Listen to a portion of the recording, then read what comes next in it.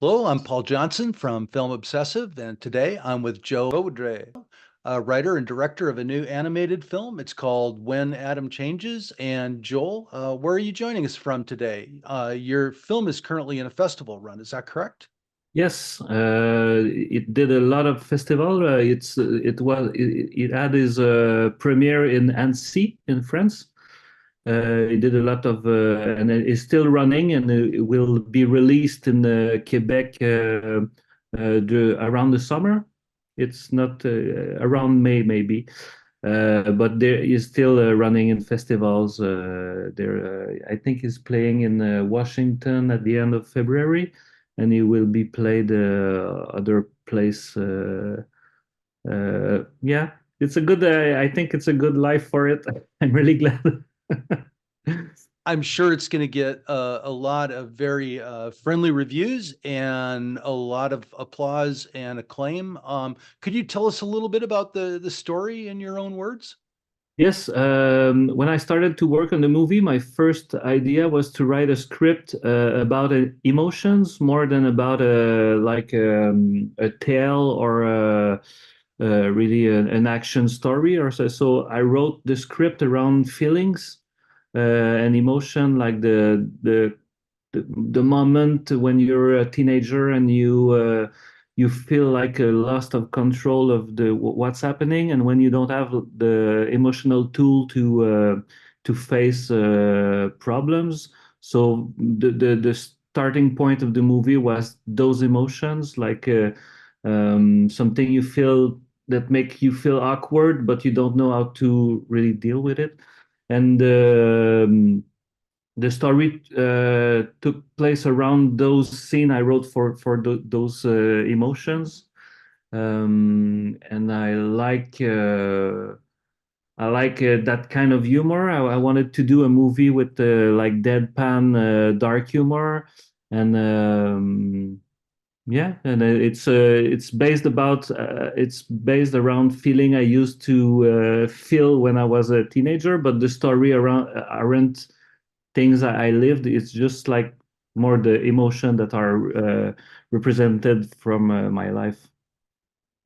It still, even aside from that, feels to me like it's grounded in a very, very specific time and place in 90s around Quebec. Yes. Yeah, yeah. I really make it happen when I at that age, like around 15 years old. So the movie take place around like 90, 95. Uh, it it I didn't do it because I was nostalgic of this time. It was more like I really liked the fact that the technology um, you used to feel more alone when you were alone because you weren't connected always with your friends and with people and I wanted to have a small like a strange feeling when the phone rings and you don't know who is it for.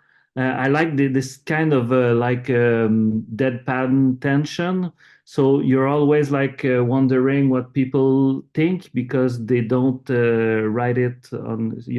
So it wasn't for, and I really like the music of that time. All the BO of the movie was written around that kind of music. So yeah, and I wanted to feel more to be more true about what I used to feel at that age. So that's why it take place in the 90s. Yeah, and it's a pre-internet phone film, excuse me. It's a pre-smartphone film. It's a film where the characters literally do have to talk with each other in Yeah. order to engage with each other, but they do that in some halting ways. Yeah, yeah, yeah. Yeah, that's what I wanted to do. And uh, yeah, yeah, yeah. But it's really funny to write script about teenagers. And as I told earlier, because I wanted the movie to talk about emotion and feelings. I think that's the main reason why it took place in the 90s, because I really wanted to start from emotion I used to feel, and I think that the technology and the way you interact with friends influence the way you develop your feelings and your emotion, and the way you react to those feelings and emotion too. So poor Adam, not poor Adam, but Adam, poor Adam, is your protagonist, and he's a high schooler on the last day of the school year, heading into his summer, and he has to withstand a great deal of harassment, both from his family and from his bullies at school. And it feels like that comes from no apparent reason other than his body shape, his personality as well. And I'm just wondering how you decided you were going to depict him visually primarily. Is Adam is really close of the first sketch I did for the movie. Like I didn't work a lot on design. I just like when I write script, sometime I draw at the same time, because when I don't know what the character would say, I start to draw him, and when I see his face, now I can wonder what he would say. So the design of the characters were done at the same time I was writing the story. So I write the story, and sometimes I get I block, and then oh, okay, so if he looks like that, he would say that, and they would react like that. So it's really close of the first sketch. And I didn't studied in art, so my drawing are approximately the same that I used to draw in agenda of my friends to make them laugh at the high school. So so it's kind of the way I draw always my character. So for me, it's really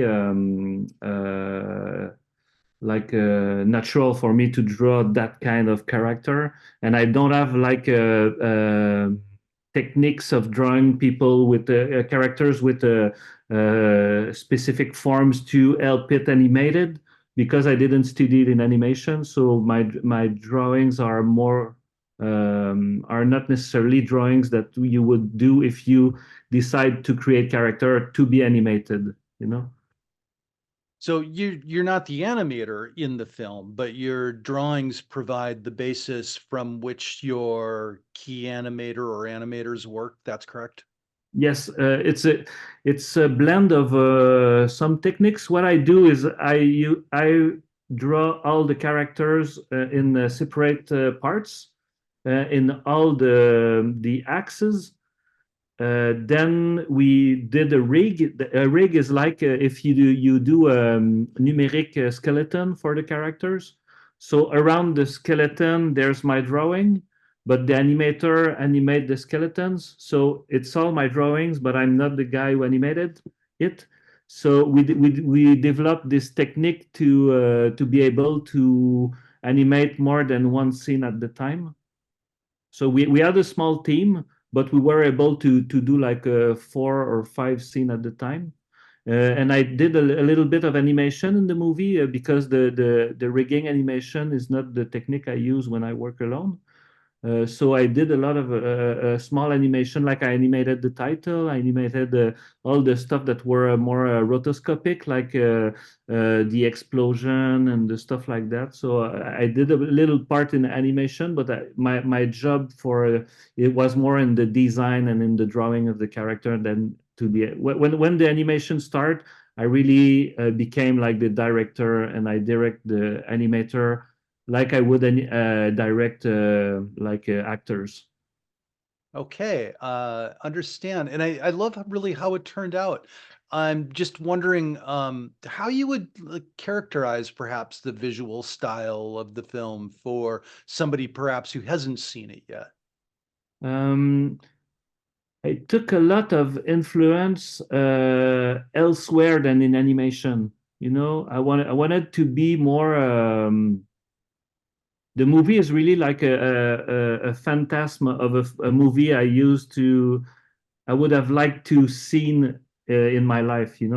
So that kind of movie don't really exist in the tone, you know. That kind of movie. Sometimes it's really a movie with teenager protagonists. Sometimes are really fast edited and really stroboscopic action and stuff like that. And I wanted something really flat and really uh, maybe to express the summer when the teenagers are bored because they don't get exciting vacations, so they think it's a little bit boring. So I wanted that to be shown in the movie, like where you live to, and when where you live, everybody seems to be uh, a little bit dead inside without without any magic. So I wanted the stuff to be really deadpan. So all my my reference were more about a comics book for all the background for the background artist. All the reference I used to give them was paper art more than animation because I didn't want like all the like the camera movement that goes up and you see the city. I wanted to stay really like a lo-fi, emotional, introspective. So everything is really like flat and there's not a lot of colors. It's more like brown and yellow, but it's not like a fluorescent color and stuff like that. So I really wanted to that all the movie feels the same way that the character feels, and even like the small parts of magic in the movie are pulled down. Like when his body is morphing, he doesn't grow like a building or something. It's always like everything is really kept together and yeah. So there's a part of the magic that the the character has to work to see the magic, and as a spectator you have a part to do.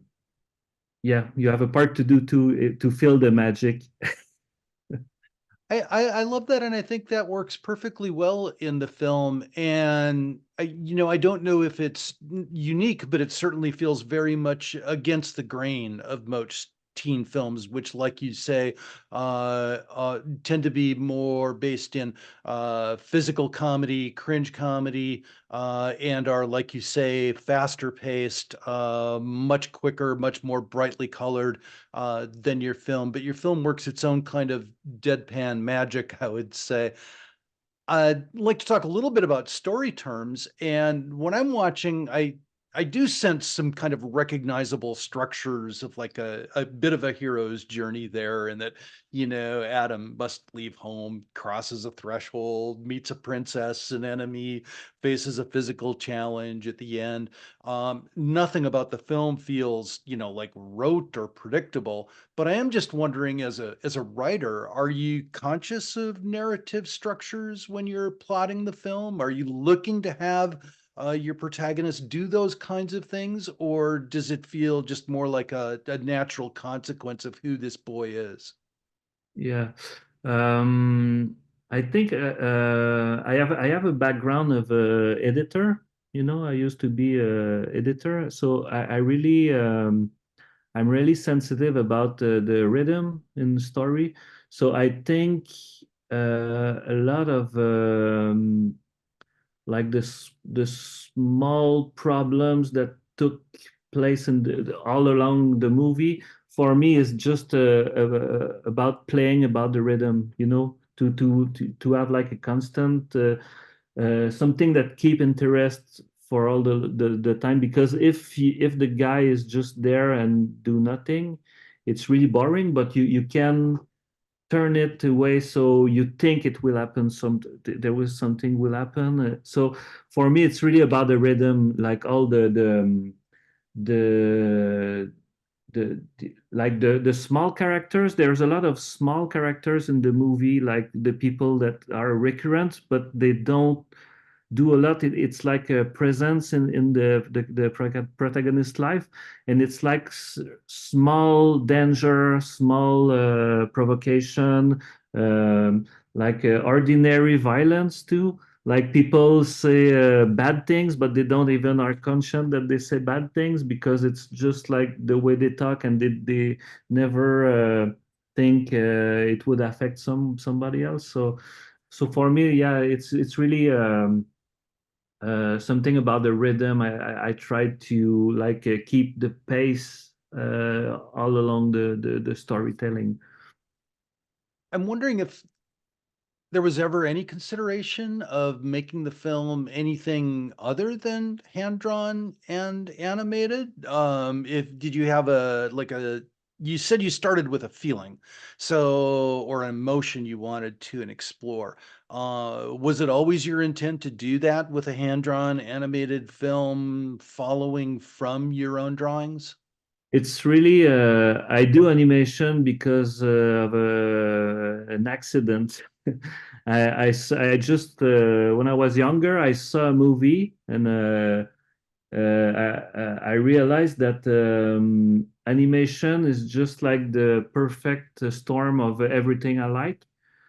Because I like drawing, I like editing, I like writing, I like doing music, I like, so if I do a comic book, I will always think about the music and about the sound and the voice. If I do a podcast, I will always think about like the visual, how the people would look like, And if I just draw stuff, I think about music. So for me, um, I don't know. When I was younger, I didn't know I would do animation. It's really like an accident when everything collapses and it goes like in perfect place. And right now, when I write stories, it's always the medium I'm thinking of. It's not today the most popular medium, though, especially the hand-drawn mode that you're working in. And I'm just wondering, are like festivals and distributors generally you're finding receptive to the notion of a hand-drawn fictional feature Hmm. in the marketplace today? Do you care? Uh, one of my recent interviewees made a film, this film Gelati, he made a film the Spine of Night a few years back, and it seemed very much like a labor of love, but at the same time, a commercial challenge for him. Yeah, yeah. I think for me, it's gonna be really romantic. I'm sorry, but I think like passion don't. Uh, you don't have to follow a movement. If you do art sincerely, it will always mark someone. I think for me, I cannot say I don't like pop music. I cannot say I don't like that kind of art. It's just in each technique and medium, there's always someone that's gonna prove me wrong. So that's what I like about art is when you think you're not gonna like something and you see it and it proves you wrong. That's the thing for me. That's the perfect stuff in art. You yeah. So I don't think I could change the way I work. I work that way because I feel it's the way I should do it. And when the movie, you cannot do anything about the movie when it's finished. So you can just put the love in it when you're doing it, but when it's finished, even if you get, even if I get a lot more money to do the movie, or if I had a bigger team, or if I had more known people working on it, I think it I think it wouldn't change the fact that that you do the best that you can while you're doing it, and after, if it's not you to decide if it's gonna be something that people want to see or want to buy, but yeah, yeah, and I think it's true about like painting and music and yeah. I'm sure you can think of some things that you say, "Oh, I hate that kind of music," but in back in your head, you know that there's one band that you like, and you're Or I resist them for decades and yeah, then finally come to confess in my maturity that I really did secretly love them or it all along. It is such a lovely film, and it feels so unlike so many others that I've seen. I will be sure to provide a link to my review. And I did wonder just if there's any place specific coming up that our viewers and readers can look forward to seeing when Adam changes. I don't know when the interview will be released, but I know that the movie will be shown in Washington. I think it's February 25th. It's with the FIAF Animation First. It's a festival from New York, and they show a part of the movies in Washington at the end of February. So if you Google When Adam Changes, but for now, I think it's the only place in the States that it will be shown for now.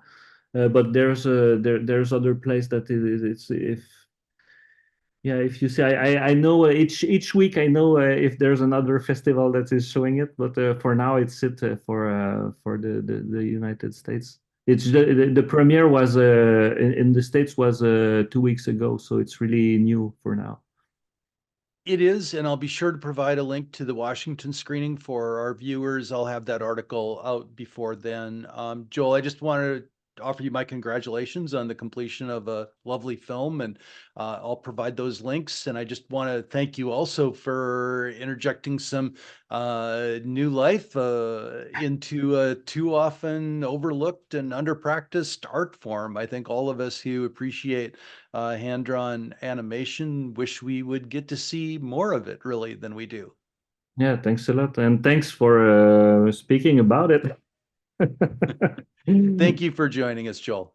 Thanks, Paul. See you.